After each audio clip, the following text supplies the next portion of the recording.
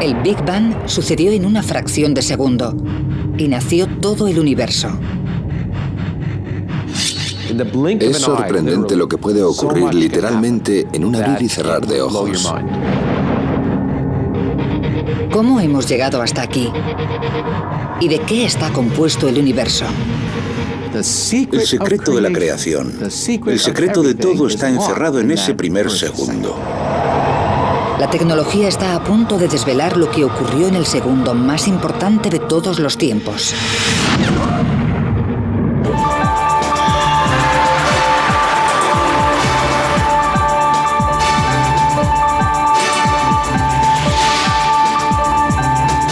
Ciencia al desnudo, el Big Bang.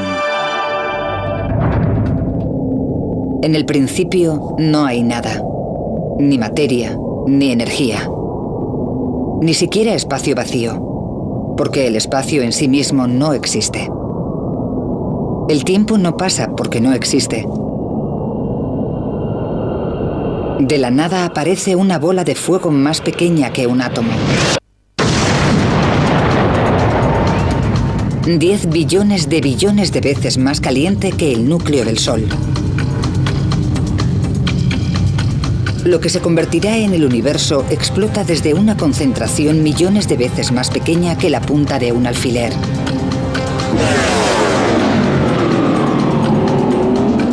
Comienza el tiempo. En un segundo se traza el borrador de todo el cosmos. ¿Cómo ocurrió? Es el mayor misterio de todos.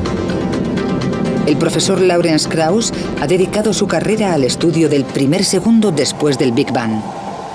Si queremos entender nuestro lugar en el universo, tenemos que volver al principio absoluto y descubrir cómo ocurrió todo.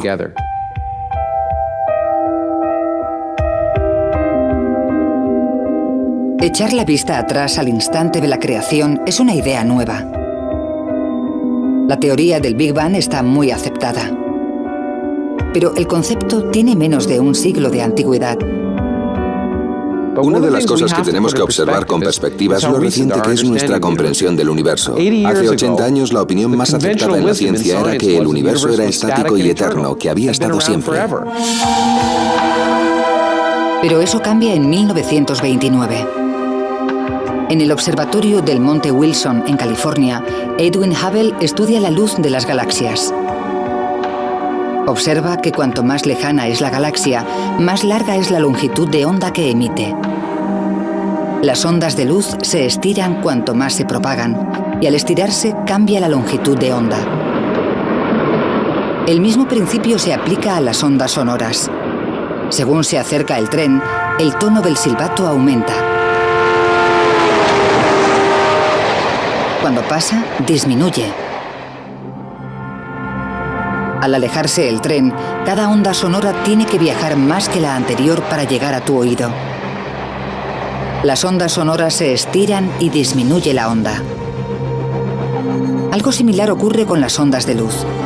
Si una galaxia se aleja de nosotros, la onda de luz que emite se estira y cada vez es más larga y roja. Se llama corrimiento al rojo. En la luz visible, en un extremo del espectro tenemos el rojo y el azul en el otro. La radiación roja es en la luz visible la de mayor longitud de onda, mientras que la radiación azul tiene una longitud de onda corta. Y en cuanto al universo, vemos la radiación desde las distintas estrellas estirándose literalmente, por lo que la luz se va enrojeciendo. Y cuanto más lejos miremos, más roja será la luz.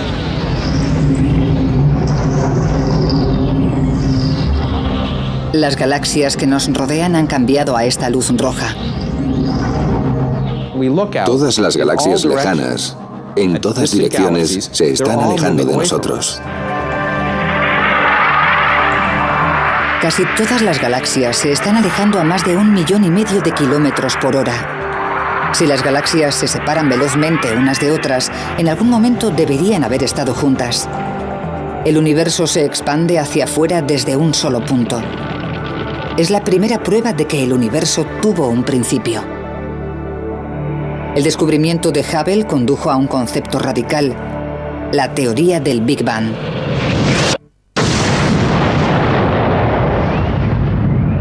Los científicos creen que en el primer segundo después del Big Bang se creó la base de todas las estrellas y planetas del cosmos.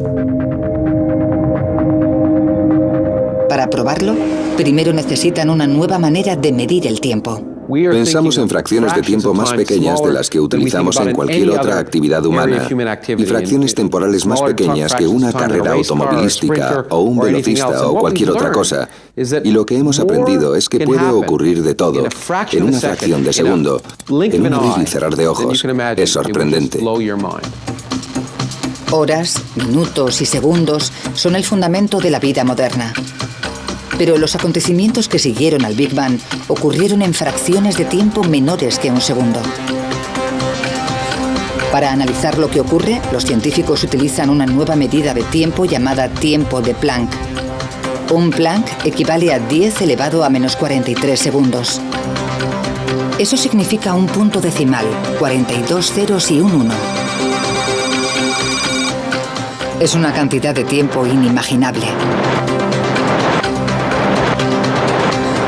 Aún así, en este pequeño latido de tiempo Planck ocurre algo que determina los próximos 13.700 millones de años. De la bola de fuego surgen las 4 fuerzas fundamentales de la naturaleza. De esas fuerzas depende todo a nuestro alrededor. La gravedad es el motivo por el que se formaron las estrellas y los planetas. Controla la luna y las mareas y nos mantiene sobre la Tierra. El electromagnetismo ilumina las ciudades, conecta los teléfonos y hace funcionar los ordenadores. Y las 2 fuerzas nucleares, la fuerte y la débil, enlazan las partículas que forman nuestro cuerpo y alimentan la caldera del Sol. Estamos aquí porque en el primer segundo posterior al Big Bang se crearon estas 4 fuerzas. Sin ellas, el universo sería una nube monótona de radiación. Si no existiesen estas fuerzas, no existiría nada. No habría televisión, no habría deportes, no habría amor, ni odio, ni tragedia humana. Todo aquello por lo que merece la pena vivir. Pero en el primer instante de tiempo de Planck, las 4 fuerzas siguen formando una sola superfuerza. Las fuerzas de la gravedad, la nuclear y la electromagnética aún no se han dividido. El físico Michio Kaku estudia cómo se separaron. Me gusta pensar en ello como un cristal, un precioso cristal simétrico con todas las fuerzas unidas en su elegante simplicidad al principio de los tiempos. Mientras el reloj cósmico marca un instante más de tiempo de Planck, la pequeña bola de fuego del universo se expande. Las 4 fuerzas comienzan a separarse. Es como si un cristal extremadamente caliente se enfriara de repente, se resquebrajara. Empieza a desgajarse en 4 trozos. El primero en separarse es la gravedad. Después las fuerzas nucleares se desprenden y finalmente queda una joya fragmentada que es lo que antes era la superfuerza. Los 4 fragmentos siguen funcionando. La gravedad mantiene la Tierra en órbita. Las fuerzas nucleares hacen brillar al Sol. Y la radiación electromagnética es la luz que baña nuestro planeta.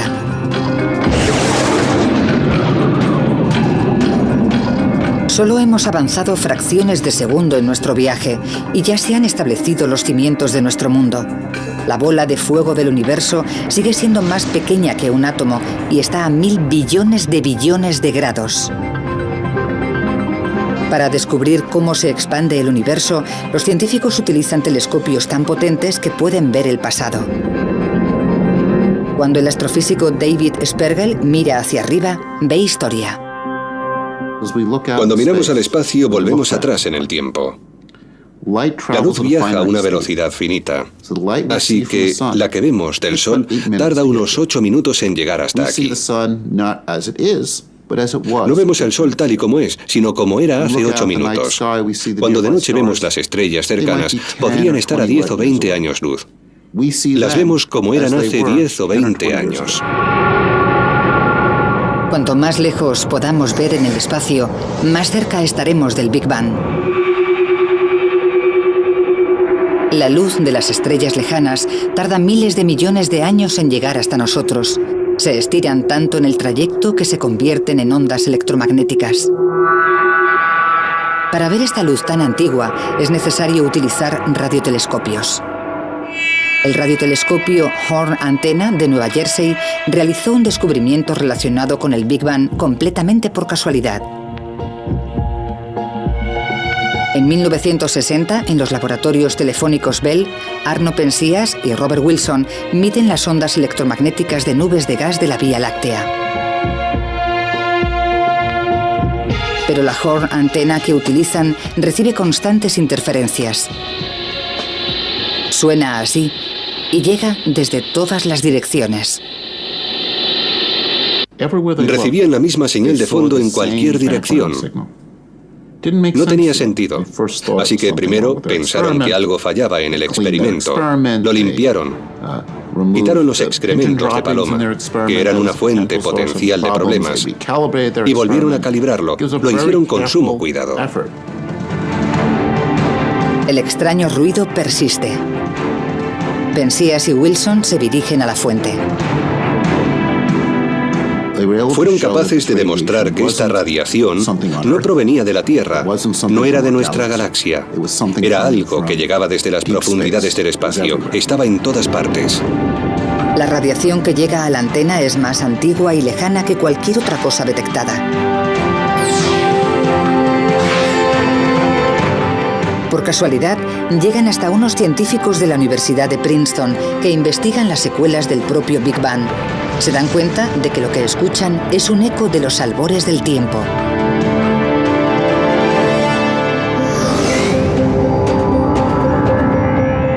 El Big Bang fue tan potente y tan caliente que aún quedan vestigios de ese calor. El calor comenzó como una radiación de rayos X extremadamente caliente. Al estirarse y enfriarse, se convirtió en luz visible, cambiando de azul a rojo, convirtiéndose en microondas y finalmente en ondas electromagnéticas. La radiación apenas perceptible se dirige constantemente a la Tierra. Se llama radiación de fondo de microondas cósmicas o CMB. La radiación de fondo de microondas cósmicas es el eco de la propia creación, las brasas, los rescoldos de la onda de choque original que creó el universo. Si nuestros ojos captaran microondas, podríamos ver esta radiación, y cada noche contemplaríamos el Big Bang. Mirando al cielo veríamos una explosión. Más de 13.000 millones de años después, hay una manera de observar este brillo cósmico a simple vista. Enciende la televisión, no sintonices ningún canal. Un porcentaje de la electricidad estática que se ve en la pantalla es radiación del Big Bang. Esta radiación cósmica está relacionada directamente con el Big Bang. También revela que el universo entró en una nueva fase. En menos de una billonésima parte de un segundo después de su creación. La radiación cósmica es la clave para descubrir qué ocurrió después.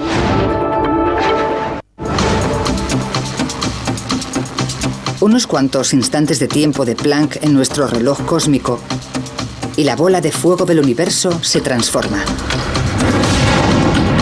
En un instante, el universo es 1000 millones de veces más pequeño que un átomo. En el siguiente, se hincha hasta alcanzar el tamaño de una pelota de béisbol.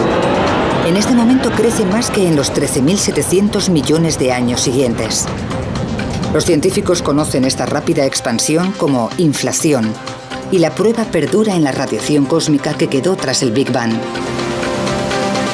Como la electricidad estática de la televisión, la radiación cósmica parece tan constante y uniforme que ofrece un rompecabezas a los científicos. Cuando medimos las radiaciones de fondo de microondas cósmicas en esa dirección, la temperatura es idéntica a la de aquella dirección. Es lo mismo en todas.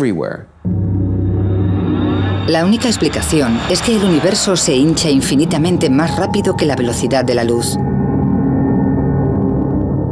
La inflación expande la bola de fuego del universo equitativamente, como cuando se infla un balón con un espectacular soplo de energía. Para hacernos una idea, es como comprimir un muelle. Apretamos cada vez más fuerte y se hace más y más pequeño, y además almacenamos una cantidad ingente de energía en ese muelle. Cuando lo soltamos, explota. La energía almacenada provoca una expansión exponencial del espacio.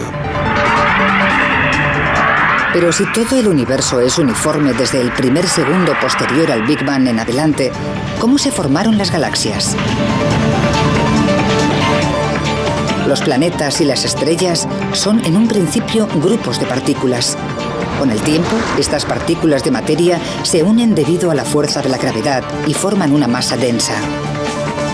La Tierra fue primero una bola de partículas que se compactaron debido a la fricción y a la gravedad.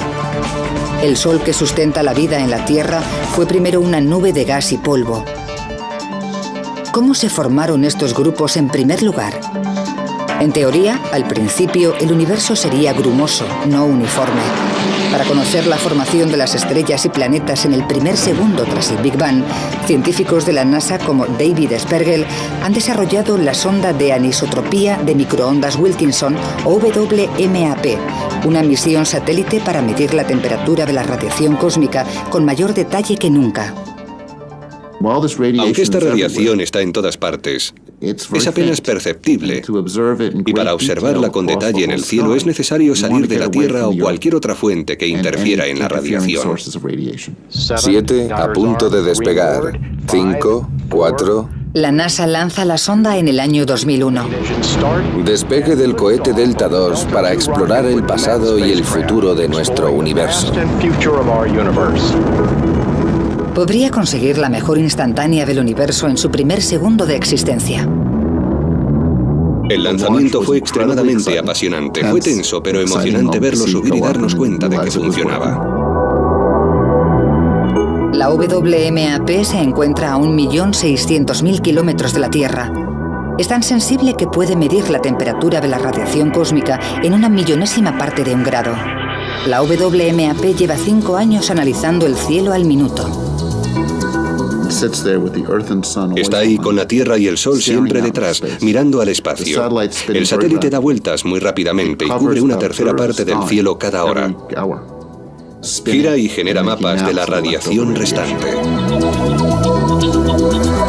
La WMAP sigue a la Tierra en su órbita alrededor del Sol y analiza la temperatura de todo el cielo. Genera un mapa de temperatura detallado como este y revela algo destacable. Las manchas azules y rojas de este mapa de todo el cielo son pequeñas variaciones de la temperatura. Las pequeñas zonas azules representan regiones que están a una temperatura decenas de miles de veces menor que 1 grado. Las regiones rojas están un poco más calientes, así que estáis viendo las pequeñas variaciones térmicas en el cielo. La WMAP se remonta a 13.000 millones de años. Al evolucionar el universo, estas pequeñas ondas se convierten en grupos de partículas que aumentan cada vez más debido a la fuerza de la gravedad, haciéndose lo bastante densos como para desencadenar estrellas y galaxias. Este mapa muestra cómo era el universo el primer segundo después del Big Bang, la plantilla del enorme cosmos actual. Cuando la primera radiación de fondo de microondas cósmicas se hizo pública, la prensa dijo: ¡oh, la cara de Dios! Bueno, seamos realistas, no es la cara de Dios. Lo que es en realidad es la foto de un bebé, de cuando el universo era bebé. Por tanto, el descubrimiento de las radiaciones de fondo de microondas cósmicas figura como uno de los grandes descubrimientos de la ciencia.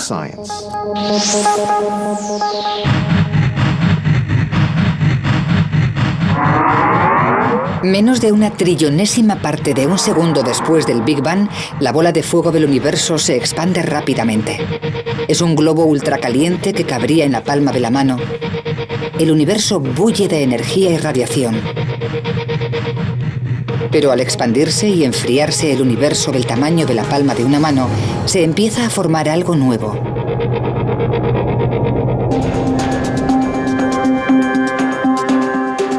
Solo una fracción de segundo después del Big Bang, el destino del universo ya está trazado.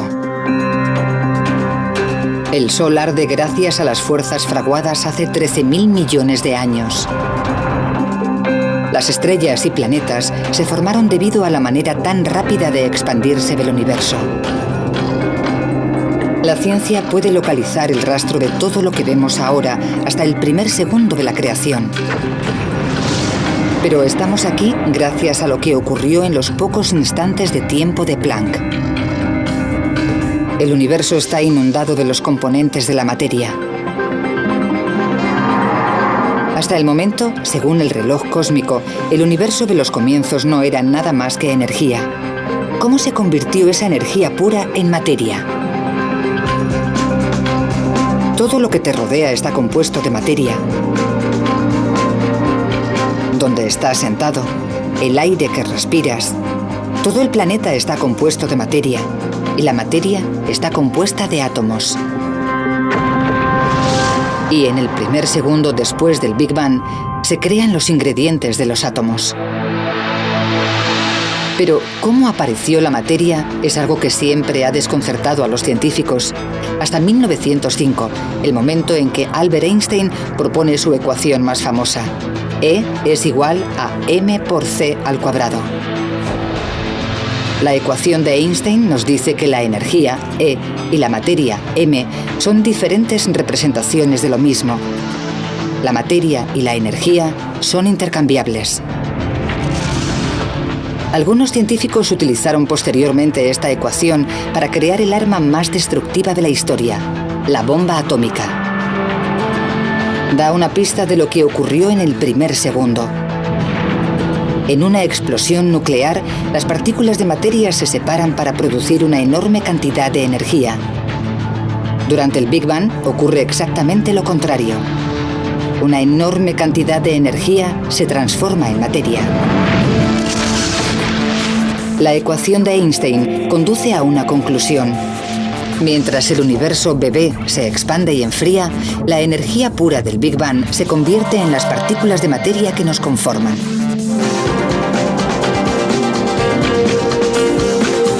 Estamos solo a un fragmento de segundo en nuestro viaje.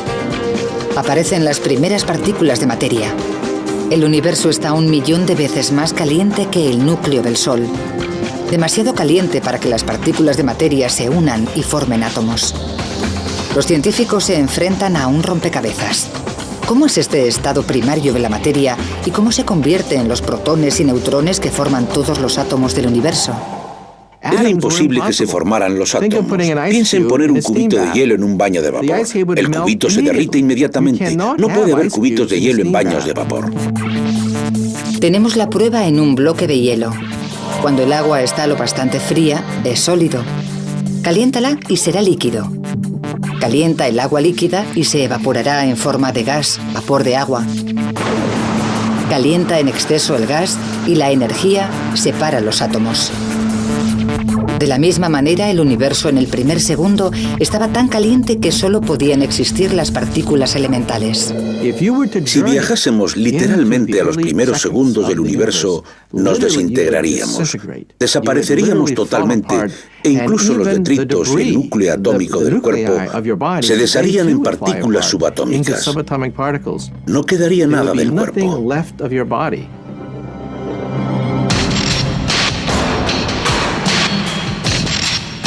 Solo hay una manera de ver los elementos que dieron lugar a la materia en el primer segundo posterior al Big Bang. Los científicos tienen que recrear las condiciones del Big Bang.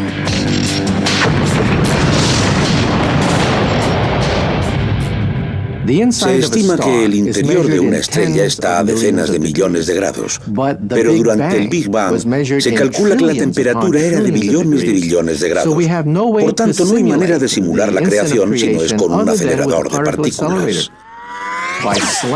Chocando protones entre sí, podemos generar temperaturas que no se han dado desde el comienzo mismo del universo. Por tanto, los aceleradores de partículas son el único instrumento para poder simular la génesis.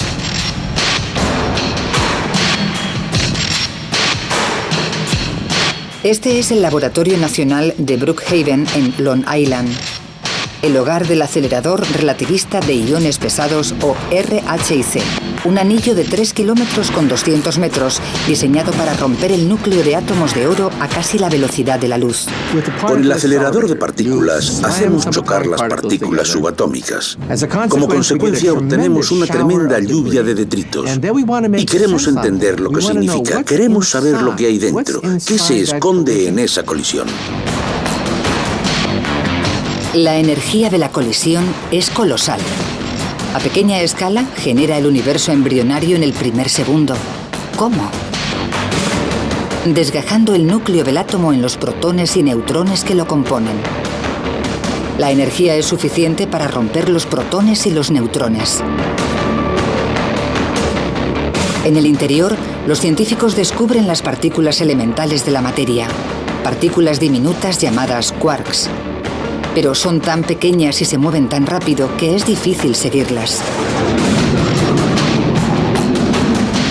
Si los científicos pudieran descubrir cómo se comportan los quarks, desvelarían el secreto de la propia materia. El descubrimiento podría revolucionar la medicina y relanzar el programa espacial. El proyecto comienza en el año 2000. Al colisionar los núcleos de los átomos, se genera un chorro caótico de partículas. Se tardan 5 años en analizar los datos. Los resultados llegan en 2005. Son impactantes. Al hacer chocar los núcleos de átomos de oro entre sí, esperábamos encontrar un gas. La sorpresa fue que no era un gas. Lo que encontramos era más bien líquido. Impactó bastante porque ahora, cuando empecemos a simular el universo en sus comienzos, tenemos que deshacernos de la imagen mental de partículas subatómicas de gas. Sabemos que es más como un líquido, literalmente como una sopa. Cuando aparece la materia por primera vez en el universo, los quarks son tan densos y están tan electrizados que todo el universo es como un líquido. El universo pasó de ser una bola de energía incandescente a ser una sopa de quarks en menos de un abrir y cerrar de ojos. El universo líquido es caliente, denso y violento. Inundado de partículas diminutas en constante y enérgica interacción. Cuando el reloj cósmico marca una millonésima parte de un segundo, el universo continúa expandiéndose y enfriándose. Crece del tamaño de una pelota de béisbol al de nuestro sistema solar. La materia se ha materializado desde la pura energía. Sin materia, ninguno de nosotros estaríamos aquí. Y eso casi se cumple en ese primer segundo. Algo está a punto de destruir toda la materia del universo. El Armagedón se está fraguando. Una fracción de segundo después del Big Bang, el universo está inundado de las partículas elementales de los átomos. Estas partículas diminutas de materia deben sobrevivir en un campo de batalla. Todo a nuestro alrededor está compuesto por la materia que se creó a raíz de la energía que generó el Big Bang. Cada molécula, cada átomo, cada quark. ¿Cómo acabamos con un universo así, con tanta materia? Es una de las grandes preguntas. El acelerador de partículas podría revelar la respuesta. Cuando se recrea el primer segundo, se generan dos tipos de materia a partes iguales. Una es del tipo de materia que observamos a nuestro alrededor. La otra es lo contrario. La antimateria. La doctora Tara Shears explica qué son las dos caras de la misma moneda. Esta manzana está compuesta de materia y sabemos que cada partícula del universo tiene una pareja de antimateria que se creó en el Big Bang. La antimateria parece similar a la materia normal, pero no del todo. De hecho, es como su reflejo en un espejo. Por tanto, una antimanzana sería así.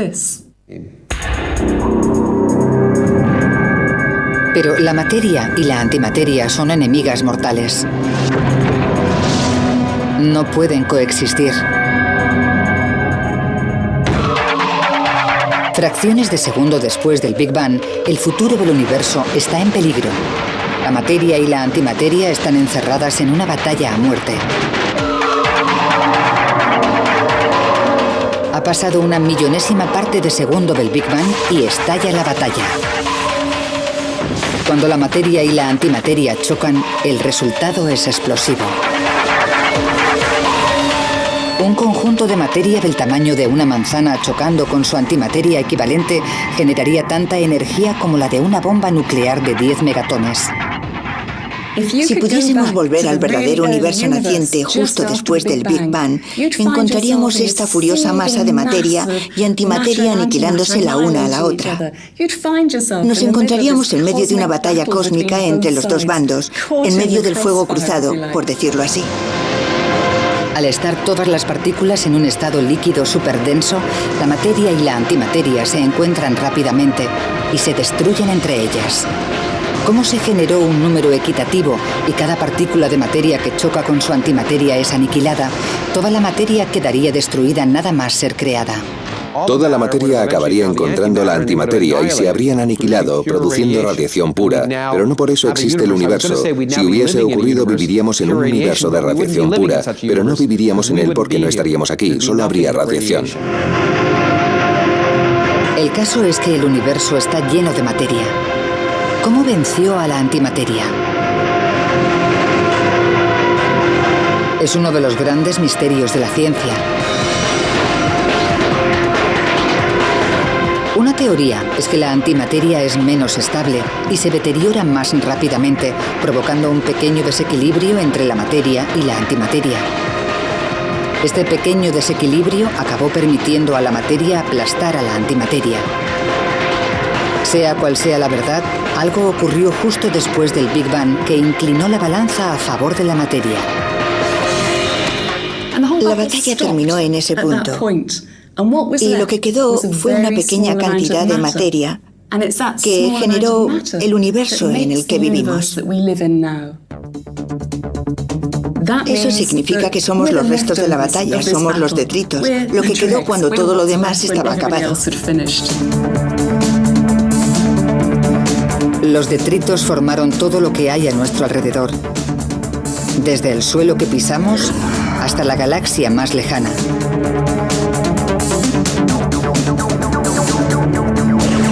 Cuando el reloj cósmico se acerca al final del primer segundo, las cuatro fuerzas de la naturaleza se han desgajado de la superfuerza única. Se ha decidido el ganador de la batalla entre la materia y la antimateria, y las ligeras ondas de temperatura que se extienden por el universo implican que durante los siguientes 1000 millones de años, la gravedad unió grupos de materia para formar las galaxias. Pero sigue habiendo un misterio, y grande. Sabemos cómo se formaron los componentes elementales de la materia, pero no sabemos lo que concede fundamento a todo en el universo. Sabemos mucho sobre el primer segundo, pero falta una pieza del puzzle. ¿Qué confiere masa a todo lo que hay en el universo? La masa hace difícil que algo se mueva, pero también que pare.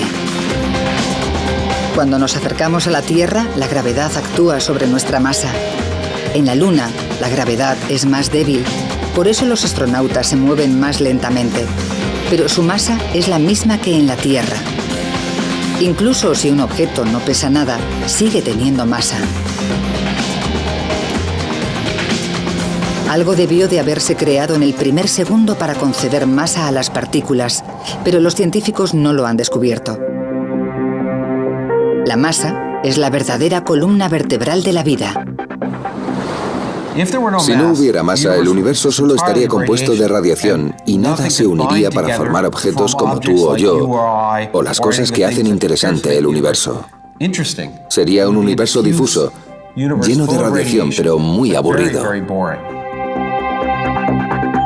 Si descubriésemos cómo apareció la masa en el primer segundo, descubriríamos el origen de la vida.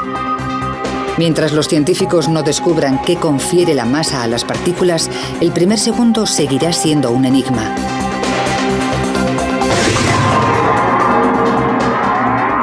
Nuestro viaje casi ha acabado, pero falta una pieza del puzzle que ha confundido durante décadas a los científicos.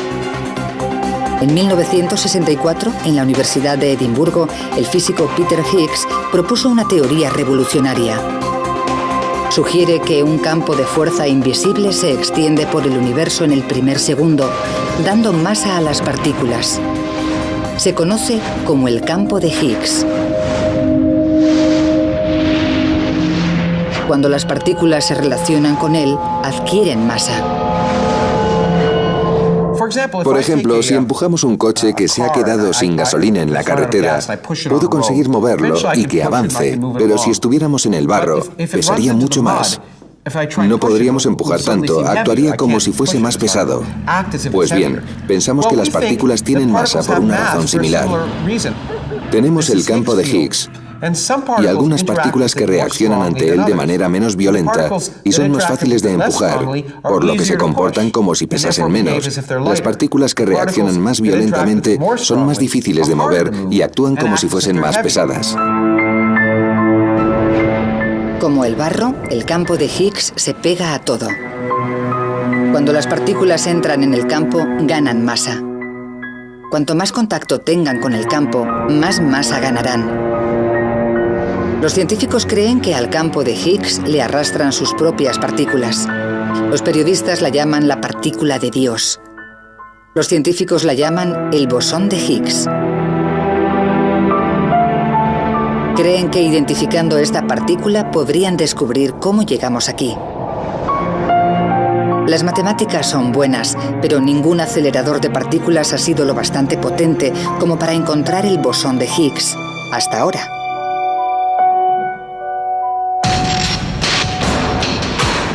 En las profundidades del campo de Ginebra, en Suiza, se encuentra el experimento humano más caro, el Gran Colisionador de Hadrones, o LHC. El acelerador de partículas más grande del mundo y la mayor oportunidad para encontrar el Higgs perdido. Tenemos que ver si la partícula Higgs existe realmente y por eso construimos aceleradores tan mastodónticos, para ver si podemos entender el mecanismo responsable de la existencia de todo lo que consideramos sólido y pesado actualmente en el universo. Ha costado $10.000 millones. Se ha tardado 14 años en construir y 7.000 científicos se han involucrado en su construcción. Este año se activa. A pequeña escala, recreará condiciones que existieron por última vez hace 13.700 millones de años. Una explosión tan potente que recordará al propio Big Bang. Si funciona, científicos como David Evans podrían resolver el último misterio de la materia. Como traspasamos los límites de la ciencia, también tenemos que traspasar las fronteras de la tecnología. Es probablemente la máquina más grande del mundo y sin duda la máquina más compleja del mundo. A más de 91 metros bajo tierra discurre un conducto circular de 26 kilómetros. Dentro, dos haces de protones más finos que un pelo humano se aceleran a casi la velocidad de la luz, 299.000 kilómetros por segundo. El LHC hará que las partículas choquen entre sí con una violencia 9 veces mayor que cualquier otro acelerador. 300 billones de protones volarán por el conducto en distintas direcciones y colisionarán en el corazón de 4 inmensos detectores. Lawrence Krauss inspecciona uno de estos detectores, cada uno del tamaño de un edificio de 5 plantas. Estamos aquí en lo que se ha descrito acertadamente como una de las catedrales góticas del siglo XXI. Una gigantesca estructura compuesta por miles de toneladas de acero, más hierro que la Torre Eiffel, y decenas de miles de kilómetros de cableado. Todo ello diseñado por miles de físicos de cientos de países que hablan docenas de idiomas diferentes, con la precisión de quizá una millonésima parte de 2,54 centímetros. Todo para detectar lo que ocurre aquí dentro. El LHC utiliza 4 de estos detectores gigantes a lo largo del conducto. El que esperan que encuentre el Higgs se llama Atlas. El Atlas ocupa la mitad de un campo de fútbol y pesa tanto como un submarino nuclear. Puede detectar 1.000 millones de colisiones por segundo. Cuando los protones chocan, el impacto es tan titánico que en una fracción de segundo recreará la materia como era justo después del Big Bang. Una lluvia de partículas elementales como quarks. En alguno de los detritos esperan encontrar el escurridizo Higgs.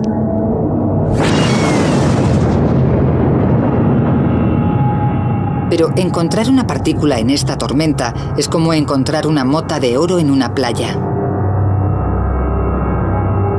El Higgs es tan diminuto y tiene una vida tan corta que el detector no lo localizará directamente. Por eso esperan capturar el rastro que deja gracias a las cámaras de más alta tecnología del mundo. Cuando vemos una estela en el cielo, observamos la columna de humo, pero ¿dónde está el avión? No lo vemos porque es demasiado pequeño. Lo mismo ocurre con los detectores. No pueden coger la partícula en sí, pero sí el rastro que deja esa partícula subatómica. Y observando el rastro, podemos determinar de qué tipo era y lo rápido que se movía.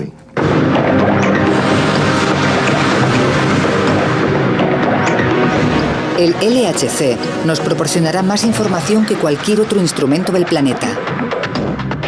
En un solo segundo, la cantidad de información que sale de las colisiones en el LHC y que manejarán estos detectores será mayor que la información contenida en todas las bibliotecas de todos los países del mundo.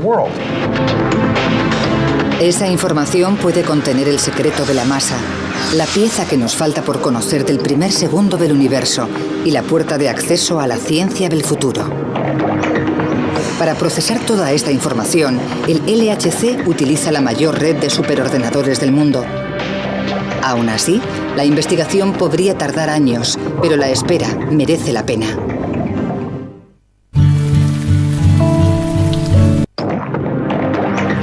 Este experimento podría desenmarañar finalmente la simple verdad de la base de nuestra existencia. Es una posibilidad que entusiasma a científicos de todo el mundo. Todavía no sabemos lo que conseguiremos con el LHC. Tenemos grandes expectativas de llegar a una mayor energía, menores magnitudes que nunca antes. Lo que conoceremos con el LHC cambiará nuestra idea del primer segundo del Big Bang. En la sala de control del LHC, el mayor experimento de la historia de la ciencia, comienza la cuenta atrás.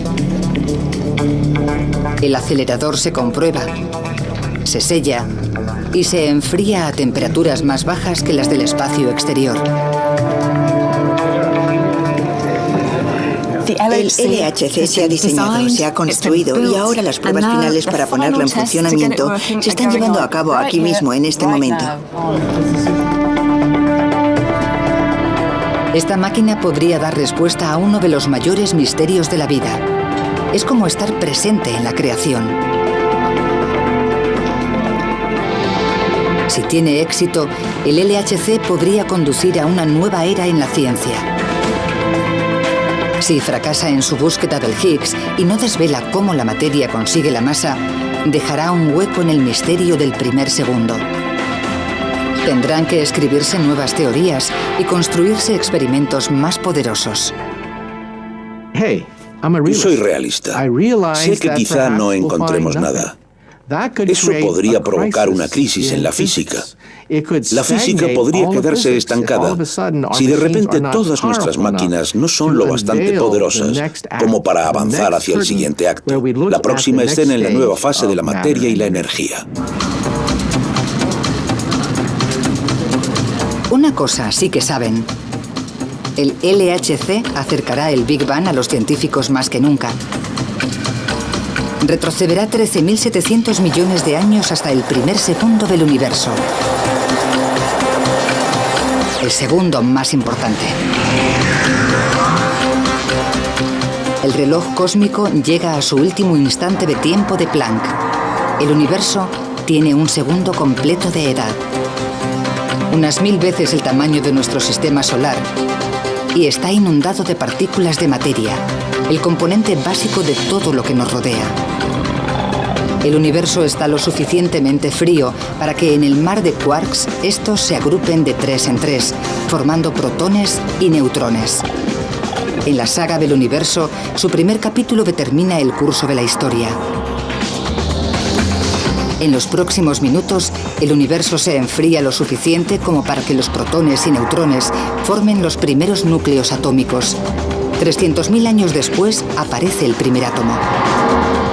En cientos de millones de años, la materia se acumula para formar las primeras estrellas.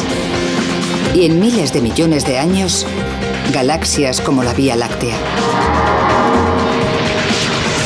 Más de 9.000 millones de años después del Big Bang, nace la Tierra.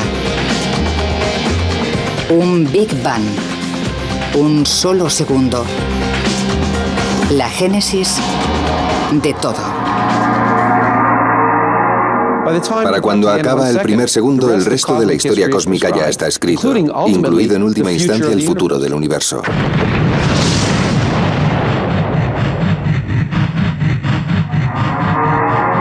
Más de 12.000 millones de años después del Big Bang, evolucionan los humanos. Una especie con la capacidad intelectual de preguntarse ¿cómo hemos llegado aquí y de qué está compuesto el universo? Este año, la ciencia está más cerca que nunca de descubrir la respuesta. Y el secreto yace en el primer segundo épico.